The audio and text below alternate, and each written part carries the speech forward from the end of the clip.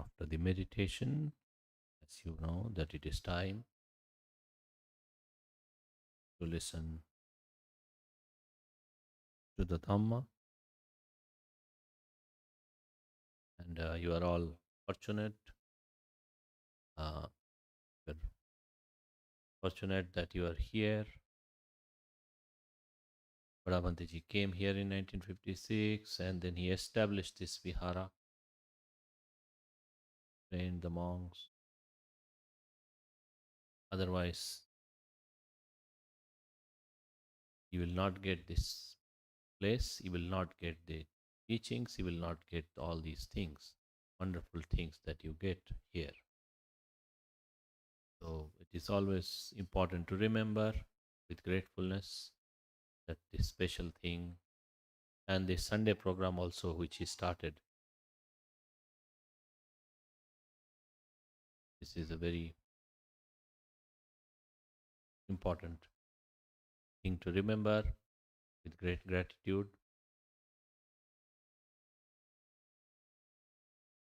because people leave. There are many places in India or abroad, and it is not always easy to see the monks or to find a vihara or to get the Dhamma discourse or uh, meditation or any guidance, because there are no monasteries or there are no monks. So it is important to remember the value of uh,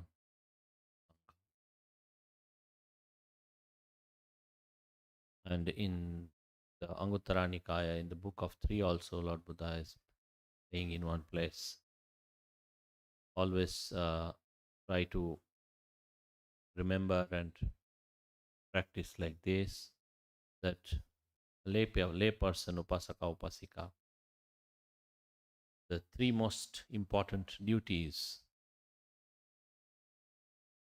that they should do is they should have a wish, always should have a wish. May I go to the vihara, may I go to the monastery, may I see the monks. That should be their first wish. Second wish should be that may I always get some Dhamma, even one word, two word, whatever it is, words of Dhamma. May I always get some words of Dhamma from the monks. That should be the second wish.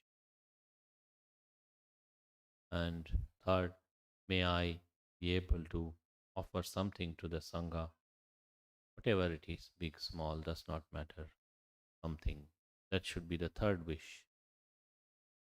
These three are very fundamental uh, things. Wish to see the monks, wish to listen Dhamma from the monks, wish to offer to the monks, to the Sangha. These are very fundamental for all good lay upasaka upasika. Lord Buddha says this is the kind of standard they should set for yourself.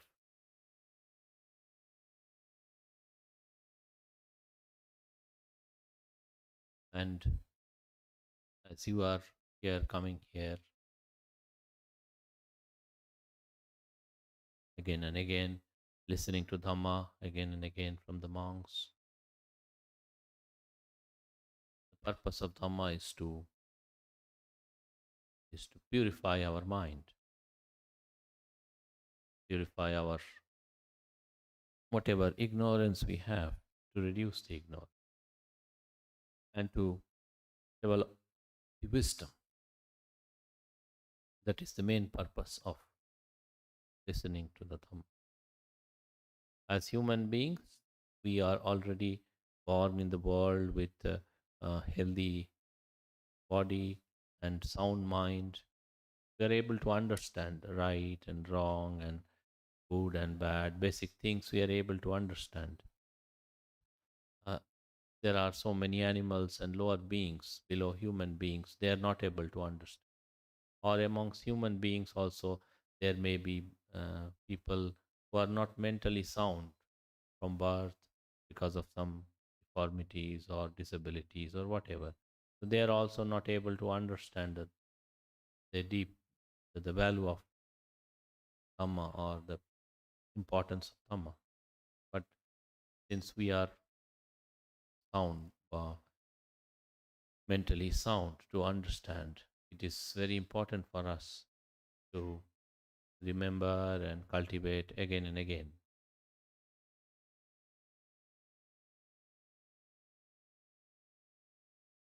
And the purpose of cultivation is to purify, as I said. Purify means, purification also means something, not just any vague words. Purification means to remove what is making our mind impure, what is reason for our birth, repeated birth and death and suffering in the samsara. We have to remove those things little by little, just as the goldsmith removes the impurities from the gold little by little. We have to remove the impurities of the mind. What are the things? We say, what are the things responsible for our birth and death and suffering? You can say these 10 samyojanas, 10 fetters. They are the main reason. 10 types of barriers or bondage or chain or whatever fetter, what you call, they are the ones responsible for the birth and death and suffering endlessly. So it is important that we know these things. We learn about these things, because if we don't know, then we will not be able to practice correctly. It is the first thing. Maybe we will talk about the first three, okay, first three samyojana, because all 10 it will take a lot of time. But at least the first three we can all practice, because the first three are very, very important. Lord Buddha's, and it is, that's how it is. That when somebody removes, destroys the first three fetters, then they can become a Sotapanna, the first level of enlightenment. So it is very, very important for all of us, because to become a Sotapanna from a human, normal human level, Putujana, is a very difficult thing. To become from Sotapanna to the next level is not so difficult. Difficult, but not so difficult, because you already have idea, idea, clear experience, clear uh, expertise in Dhamma when you are Sotapanna. So the first three are all very, very important, because first three, when we remove, when we remove from our mind, when you remove from our life, then we can become a Sotapanna. It's so important. So what is the first one? Sakkaya Ditti. Sakkaya Ditti. A view of self, view of I, me, mine, which is also very strongly rooted in this body, our body. So from, you see, morning we get up, and from till that time, to keep the body okay, we have to do so many things. Go to the toilet, brush our teeth, eat food, take bath, this, that, so many things. If it is hot, one type of cloth, it is cold, another type of clothing. If it is rainy, another type of thing. So many different things. So this is to protect the body.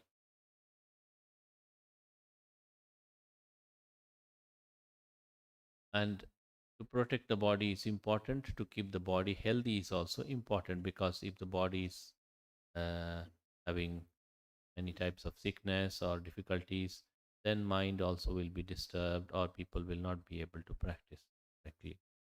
But then we should also have clear understanding of the body. Body is this body that we call our body, ultimately is something that is just these four elements: Prabhi, Apo, Tejo, Vayu, solidity and liquidity, and gas, heat, and the air element or the gas. This body comes into existence when we are born because of actions.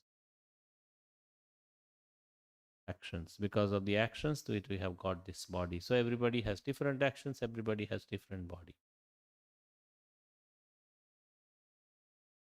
Because of actions, we get this body. And then it is sustained by the food that we eat.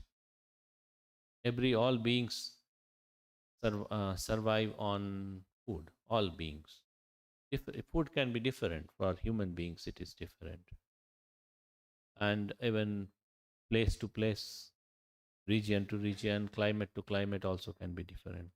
For lower beings, animals, and other beings, it can be different. For devas, it can be different. For some levels of Brahmas, it can be different. But there is some kind of nutriment. So for us, it is the gross food that we eat, where we are eating every day. So this is created by action, supported by food, this body, and keeps on undergoing change because the food is changing. Sometimes the weather is changing.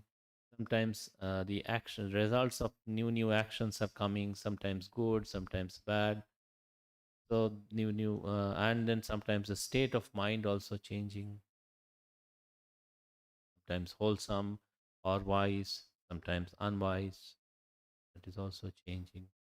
So because of these conditions, food and environment and the mental state, and the Amma Vipaka, results of action, the body is also changing. This body that we have, we refer to as our body. But then we can also see that someday we feel more hungry, someday we feel less hungry. Someday we feel more energetic. Someday we may feel less energetic. Someday we can digest the food properly. Same food we eat another day, we cannot digest properly. So this is always some variation, always some change, always some impermanence in this body. Because just body, not my body. If it is my body, then then we can also always control everything about the body. When we will feel hungry, when we'll feel thirsty, when we will fall asleep, when we'll get up, or how healthy we feel, how sick we feel, then it will be in our hand. But then nothing is in our hand, because the body is working according to causes and conditions. These four causes and conditions, the body is working and changing all the time. So our first idea, our first response is my body.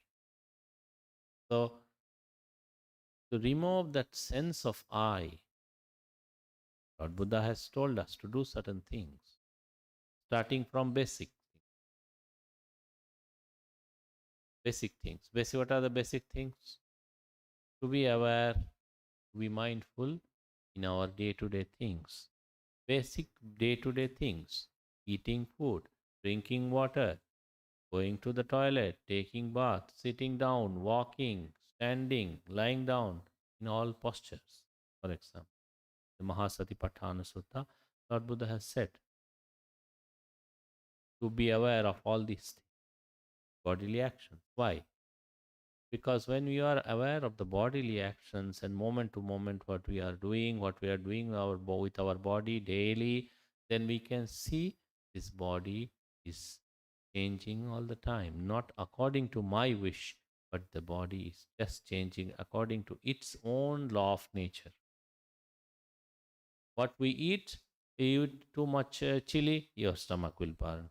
You eat less chili, your stomach will not burn. Simple. So, depending on food, the body will change.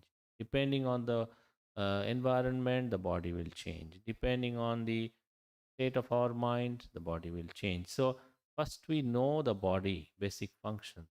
But then, as you are mindfully observing, then you know this is changing.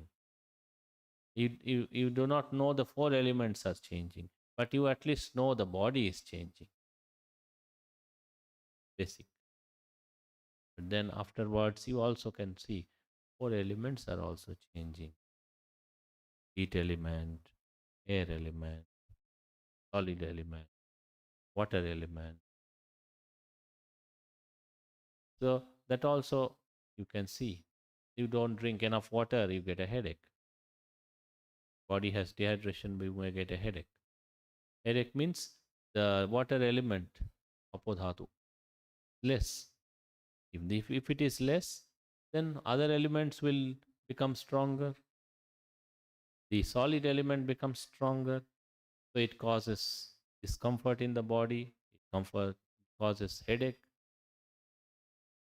You don't have enough water, you get a headache because of the change of elements.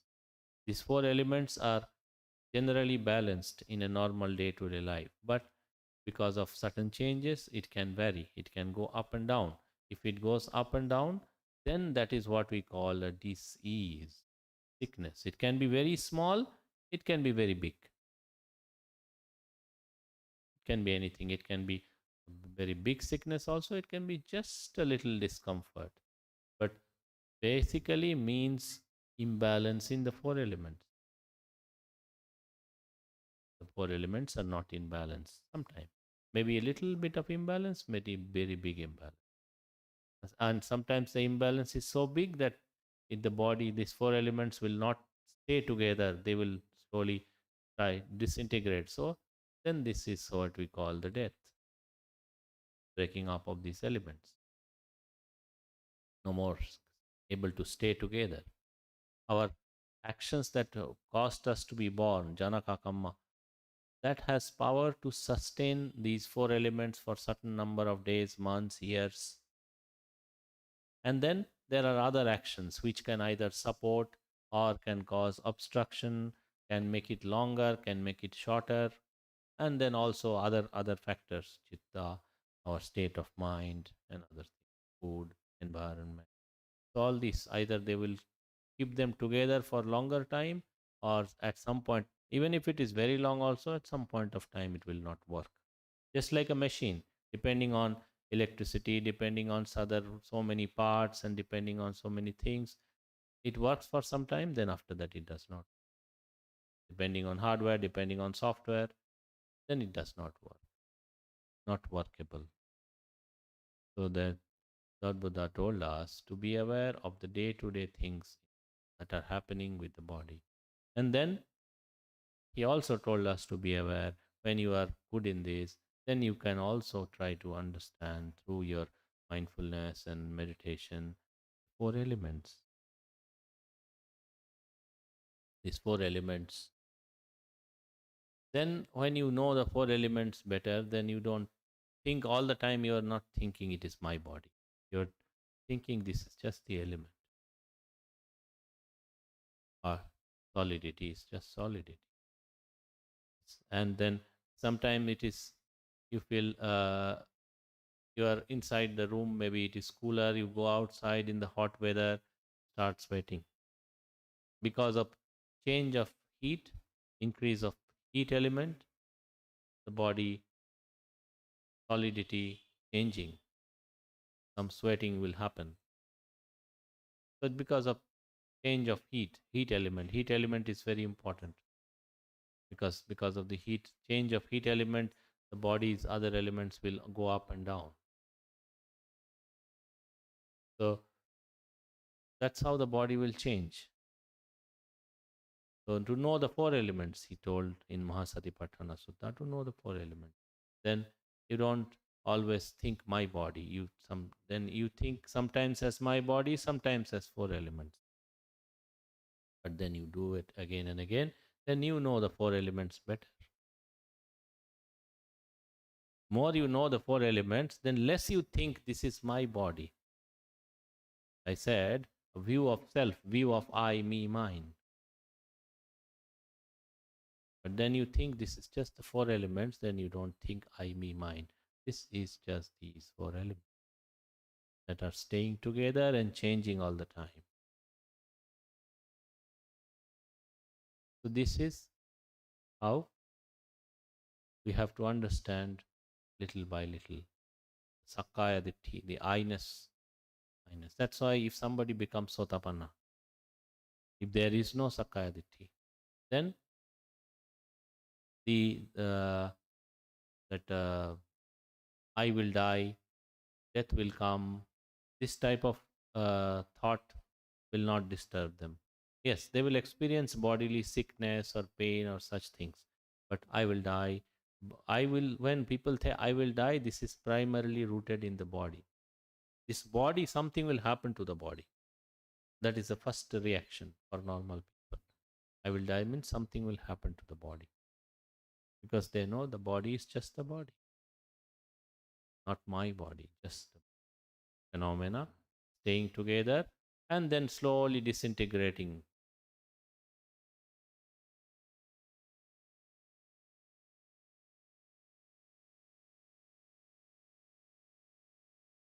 So we have to understand Sakkayaditi. Then we also have to understand the state of our mind.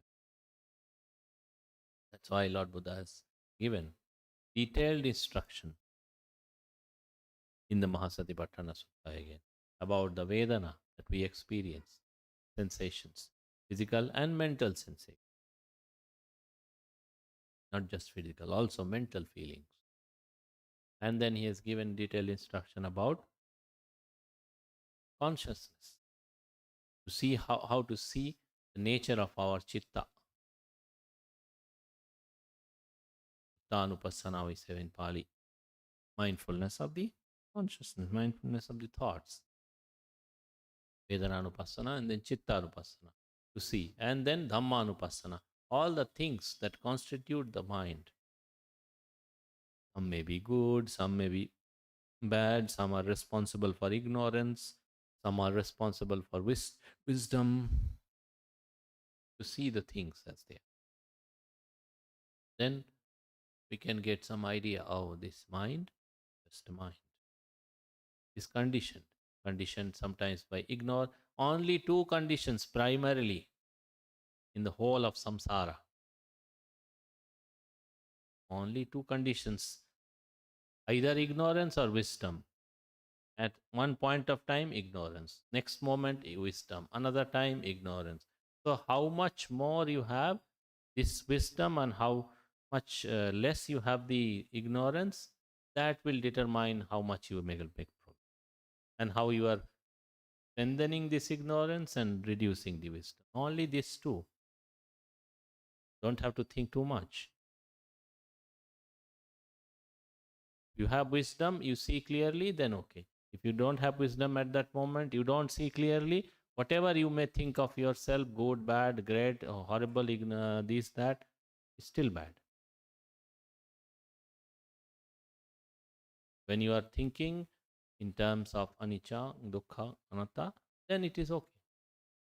When you are thinking in terms of nicca, permanence, or sukha, or the atta, about all the things, all the phenomena, body, mind, nama, rupa, everything, then this is avijja. So only these two things that is controlling the whole world: ignorance and wisdom. Everything else is secondary.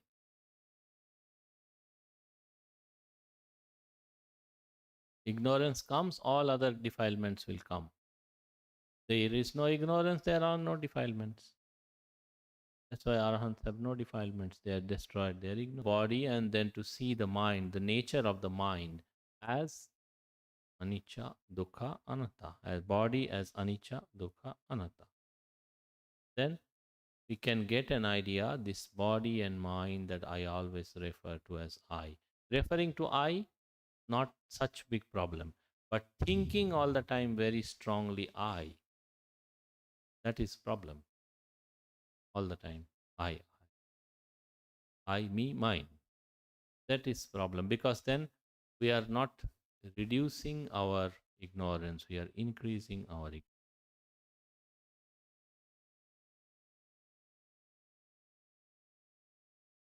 And to do that practically, step by step, Lord Buddha has given instructions in the Mahasatipatthana Sutta, how to see the body, how to see the mind, not as I, me, mine, just this physical phenomena, nama kanda, rupa kanda.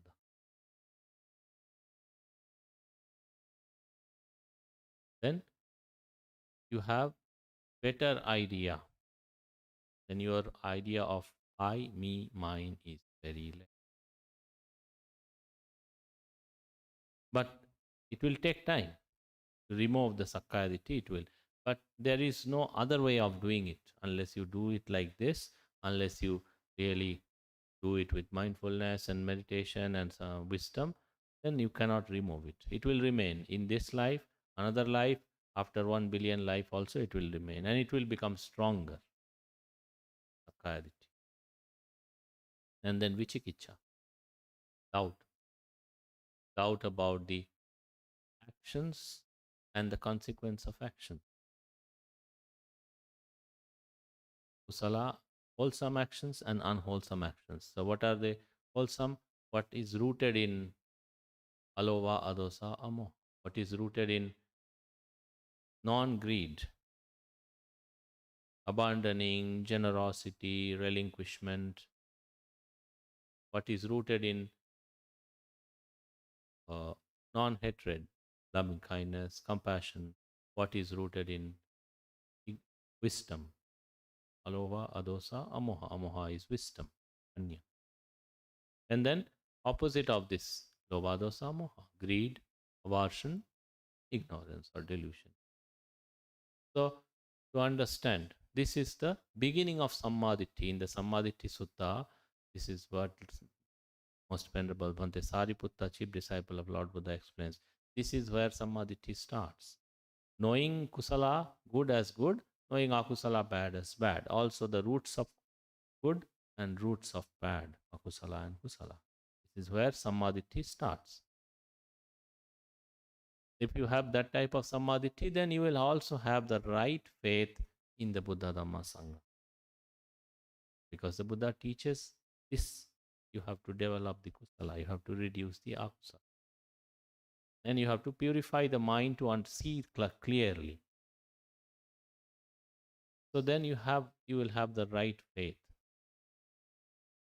Not a blind faith, but right faith when you understand and see the kusala at least a little bit how it is. What is when you have a state of kusala, alova, adosa, amoha, at that moment of time, your mind will have lightness. Your mind will have a feeling of lightness, feeling of freedom, feeling of relief. And when there is lova, dosa, moha, it will have feeling of heaviness. It is universal. Feeling of something tied up, something bound, something heavy, something not pleasant or comfortable.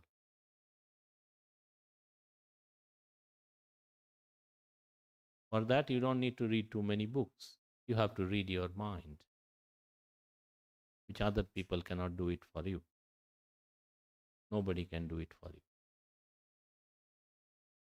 And that's how you can see that this is kusala. This is what makes the mind lighter and more balanced and at ease. Yes, that is the word, at ease. And the akusala makes the mind at unease or dis-ease. Right here, right now. When you have this type of understanding, then you will always naturally have faith in the Buddha. Yes, the Buddha has given this wonderful path. Buddha is the one who has found it. He is the one out of great compassion he has taught this. So wonderful, so great, so special. Nobody else did it. Nobody else taught this. Nobody else had this compassion for other beings. Then you will have faith in the Buddha. Then you will have faith in the Dhamma also, because this is the special thing. Other things make your mind go here, there, these, that, but not make it free. The Dhamma makes your mind free. And Sangha. Then you'll have respect for the Sangha, because Sangha, they have practiced these for so many thousands of years.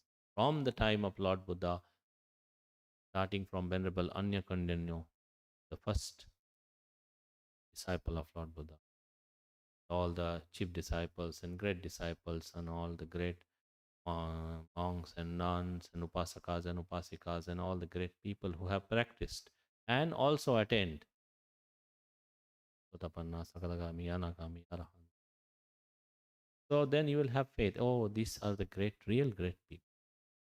They have really practiced it correctly. And they have also helped other people. You will have naturally faith in the Sangha. So then you will have faith in the triple gem. There are two ways of doubting things. One is a reasonable way of doubting things. Doubt is not necessarily bad. One is reasonable. For example, if somebody says there is kusala and akusala, and then they tell you, okay, you can check your mind when you think with a lot of greed, and you can check your mind when you think, well, let go of that greed, or do some generosity, or some relinquishing, give up something. You can check. And that's how you can find out whether greed is good or bad.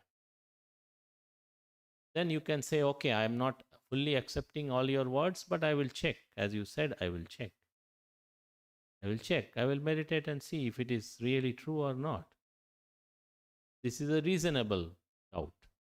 You are ready to see. Ehi passiko.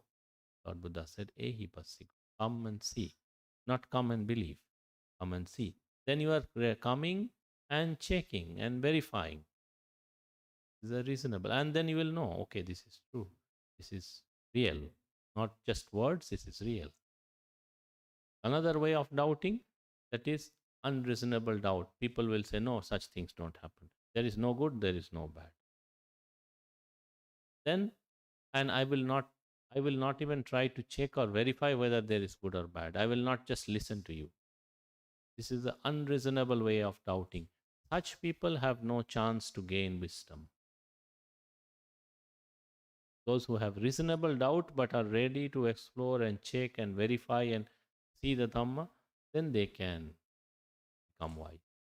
But then there's people have unreasonable doubt. It's like somebody tells you, you go to so and so place, you go to Whitefield, you go to Indiranagar, you go to Old Airport Road. There is a big, there's a big hospital, or there's a big restaurant, or there's a big hotel, whatever it is. What you can do? Okay, I will go and check. I will. Nowadays it's easy. You can go. I will go to Google Map and check. I will personally go one day and see if it is there or not. That is a reasonable doubt. But then you say, no, there is no Whitefield, there is no Old Airport Road, there is no Indiranagar, there is no hotel, there is no nothing called a hotel, nothing called a hospital. Then it is unreasonable doubt. Then you are making yourself unwise. So that is Vichikicha, second, doubt. Doubt is natural, but doubt, to remove doubt, Lord Buddha has given instruction to practice the Dhamma and to contemplate about the qualities of the Buddha, Dhamma, and Sangha. Then you will understand these are what is real. And also to practice to see whether this is Sila is good or not, Samadhi is good or not, Panya is good or not, Kusaloba dosa moha is akusala or not, Aloba dosa moha is kusala or not. You will know.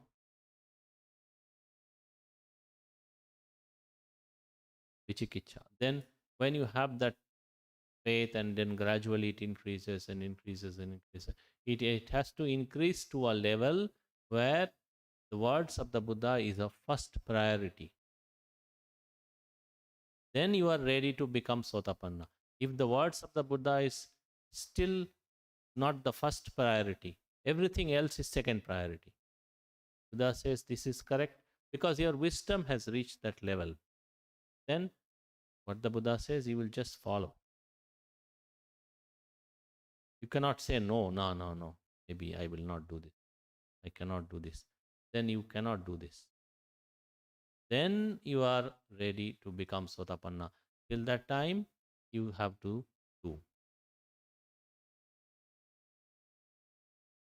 Every big, small thing, you will always think, what will the Buddha say?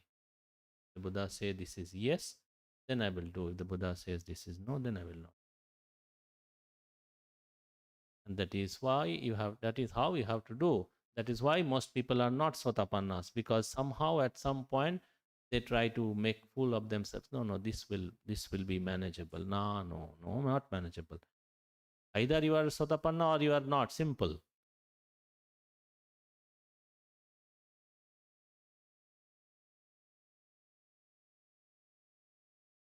So no manageable. Nobody can manage like this. Neither monks nor lay people. No, it doesn't work. The words of the Buddha is perfect. We are imperfect. We have to match ourselves to the words of the Buddha. To think we will somehow manage this and that does not work. That shall not work. Then, Silabhata Paramasa, the adherence to rites and rituals. Generally, people, you see, people have so many, all religious beliefs, and so many different. In India, also, you can see so many rites and rituals and beliefs and these and that, so many.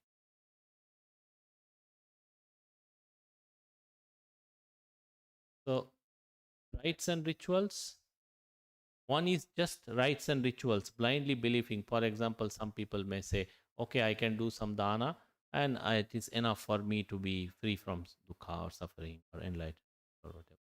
I can follow some sila and this is enough. Sometimes people think like this.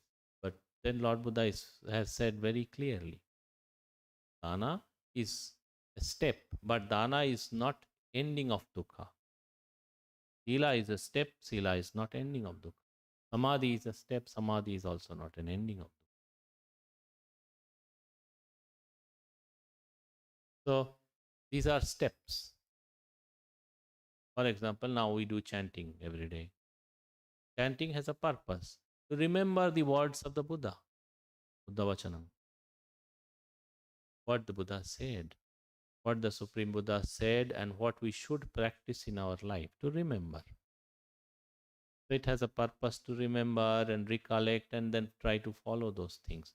That is the purpose of chanting the Dhamma, to be more mindful, to be more aware, to be more sincere, and to recollect again and again so that we don't forget easily. So that chanting is like a meditation. If you do it correctly, it's like a meditation. And then you can just, sometimes people can just do chanting, but they have no mindfulness. They're thinking how much money, itipiso bhagavarahang, where will the money come from, samma sambuddho, what will happen to the house. This type of chanting is useless. Don't do such things. You are making a fool of yourself. Don't do such things. You are not even remembering Bhagava, Arahang, Samma Sambuddha, such wonderful qualities that the Supreme Buddha possessed, and you are not even remembering for a second. This is not useful. So then people will say, no, every day I am doing. But then it is like there is a tree which is dead, and every day you are putting water, thinking the tree will come to life. No, it will not come to life.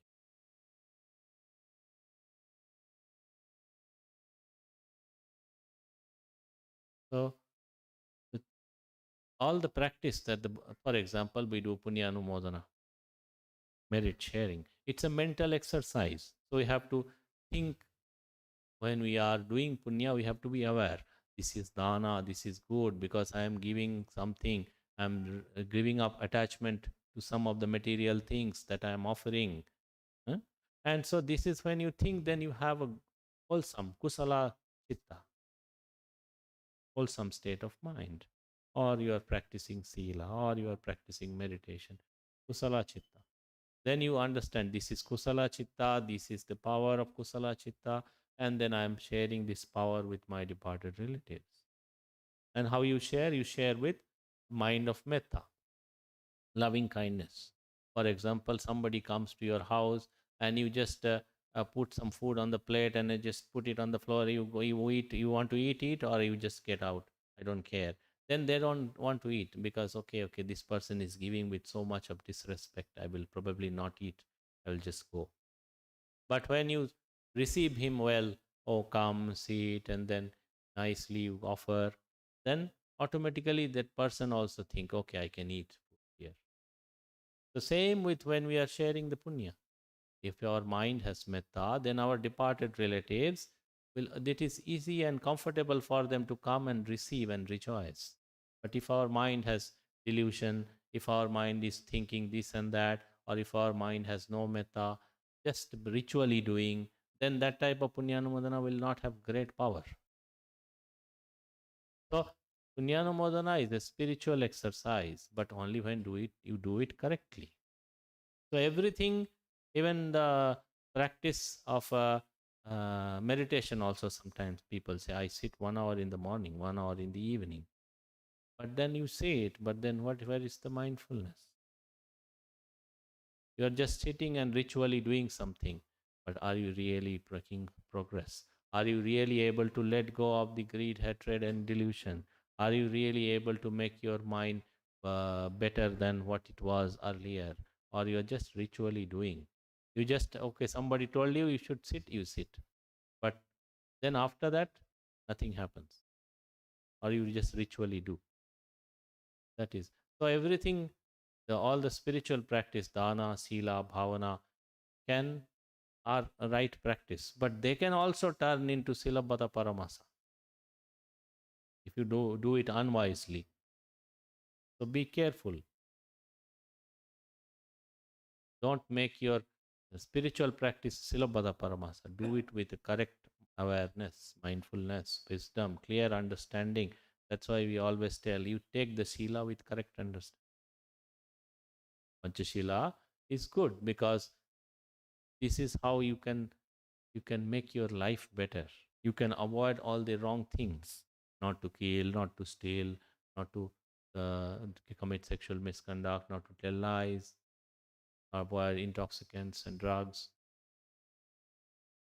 But then you have to think, okay, this is good for me, because if I go and kill people, then this is akusala, bad akusala, big akusala. Suffering will come. But if I don't kill, if I live with metta for other people, this is kusala. Then you follow sila like this, then your practice of sila is good. Sila is something which is good for ourselves and good for other people. Then sila is useful. But you follow the sila, for example, you are following the sila, but you are just somebody told you are following, but you are, don't bother about it. Because if you follow the sila correctly, I'm telling you this. Remember, if you follow the sila correctly, sincerely, then when you die, you will all die. And then when you are going to be reborn somewhere, if you do good karma, probably you are going to be reborn in a human plane or maybe better than human plane. Then the sila will be natural to you when you practice the sila with wisdom. As a child, nobody taught me about Panchashila. But when I look back at my life, I can see I wish to follow Panchashila. I had no idea. The word Panchashila also I did not hear in my childhood or in my growing up years. That word also I did not hear. But I followed it. Now I see, oh, I did not do any of the, I didn't have the mind to do all these things. So when you practice the sila correctly, then it becomes a power, becomes a force towards enlightenment. When you practice the sila correctly, when you practice the dana correctly, when you practice the meditation correctly, in accordance with the guidance of the Supreme Buddha, then it is useful. And it will take you to enlightenment. Akayaditi vichikicha silabhata paramasa. View of self, how to reduce it. View all the doubts, how to reduce it. And silabhata paramasa, how to you have to understand first that what I do, it must be practice of Dhamma, not a blind belief. Sometimes people can just believe blindly. People can believe. So in the Mahabharata Pali also, it is mentioned how the monks should be, monks who are chanting the Mahabharata Pali, how the monks should be, how their behavior should be, how their state of mind should be.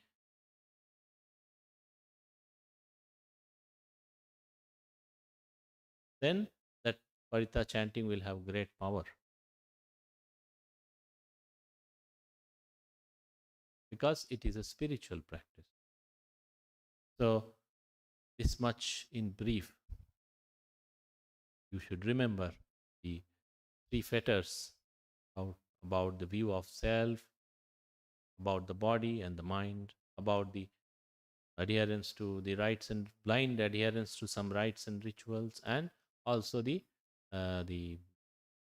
doubts, skeptical doubt, how to manage, how to tackle, how to reduce. Then all then whatever you are doing is a one step, one single step towards your progress towards being a Sot. So may you all all beings share the merits, and then all beings be liberated. Sukhino bhavantu.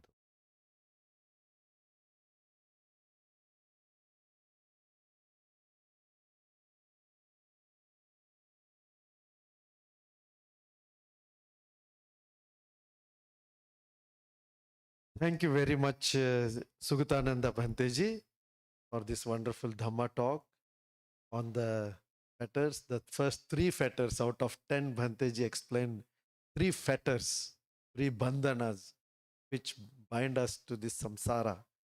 If these three are broken, then having become Sotapanna, we will be free from apaya, going to the apaya.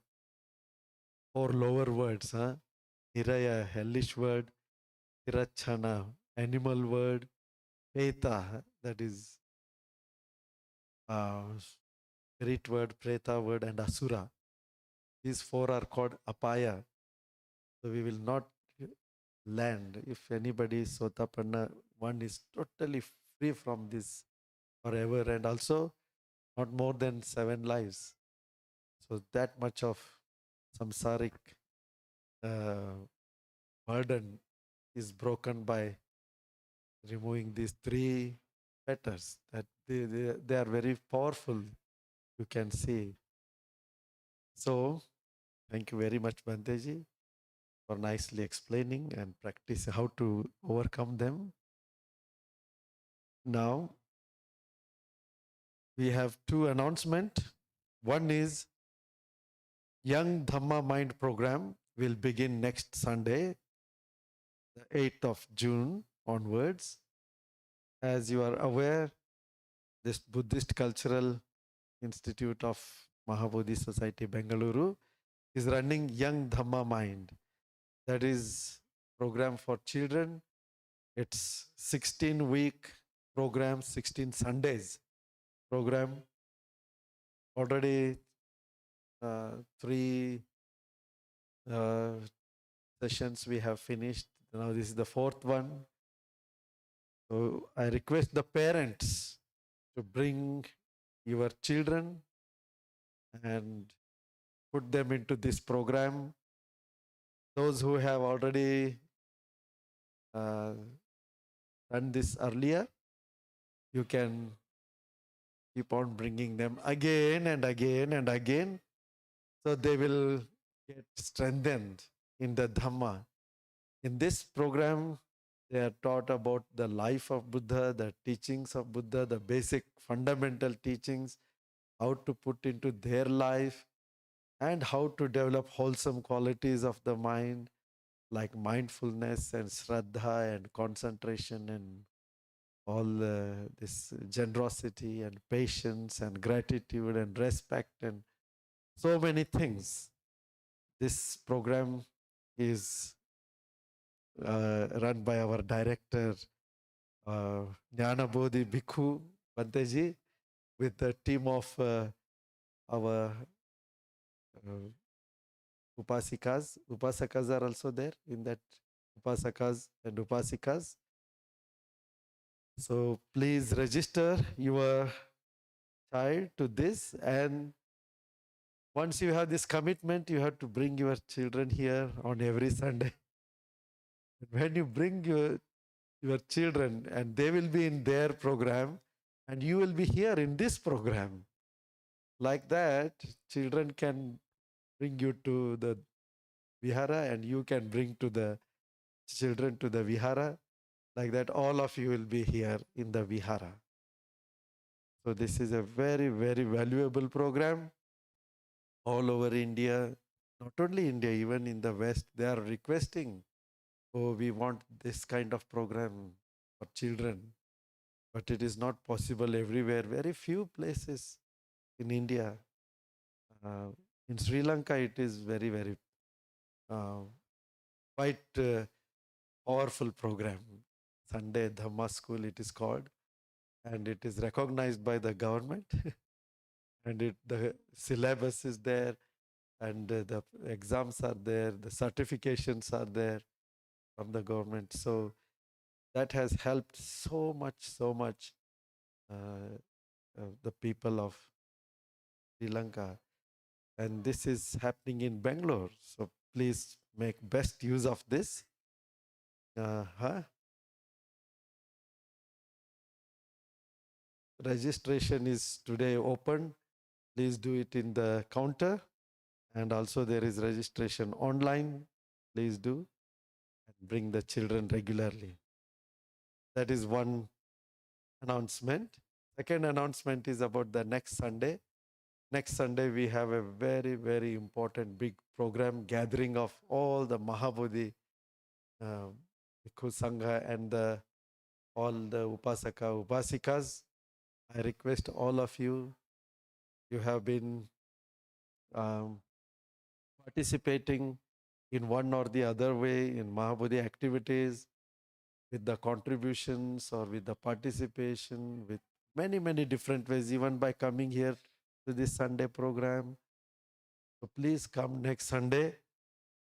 All our monks will be coming. Pandara Kita Bante, Sangara Kita Bante, and our Buddha Pala Bante, Maloka Bante has come, and Kumara Bante, Asaji Bante. So all the, we have 22 branches, Maha Bodhi Society, 22 branches, head monks, all the director monks, they will be coming here. So it is a great opportunity to see all these old monks of Mahabodhi who have gone and started so many wonderful programs, Mahabodhi branches. And our Vajira is making a beautiful report about that. Next Sunday, it will be possible to distribute now. So just rejoice in that report. And yes, we will, and then we will have one very important program next Sunday. We will also give the award, Most Venerable Acharya Buddha Rakita International Award, uh, Reddy from Hyderabad, for his lifelong contribution to Buddha Shasana, and especially to Mahabodhi Society, our Bangalore. Um, So we have a now very, very great, grand center in Hyderabad, and something more is also coming up. So, uh, 82 years old, Upasaka, dynamically is still working. So let us uh, remember him and with gratitude give this one. So that will also be there. So this is the second announcement. So here we come to the conclusion. The third announcement is not in any way insignificant. That 12:30 Kannada discourse is there. ಎಲ್ಲರೂ ಊಟ ಮಾಡಿ 12ವರೆಗೆ ಕನ್ನಡ ಪ್ರವಚನ ಇರುತ್ತೆ. ಯಾರಿಗಿಷ್ಟ ಇದೆಯೋ ಮತ್ತೆ ಬನ್ನಿ. Those who are interested, please join at 12:30. Please have lunch now. Oh, that is another very, very important program. I forgot. Sorry. Thank you, Bhanteji. 5th June is the foundation day of Maha Bodhi Society. It was on 5th June, Bada Bhanteji came in 1956 from Buddha Gaya, having celebrated 2500th Buddha Jayanti. And as part of 200th Buddha Jayanti, this society was started. And Bhante arrived here on 5th June and planted the Bodhi tree. And then this Mahabodhi was started. So 5th June is celebrated as Foundation Day of Mahabodhi Society. So morning we have puja here at 9 o'clock. And we have lunch. And after the lunch, we are going to Dhamma Vihara in Bodhi Rashmi Pagoda. We have puja and meditation till evening. I request you to please come and join. So let us remember Bada Bhante and Bhante's works on 5th of June. So we conclude here.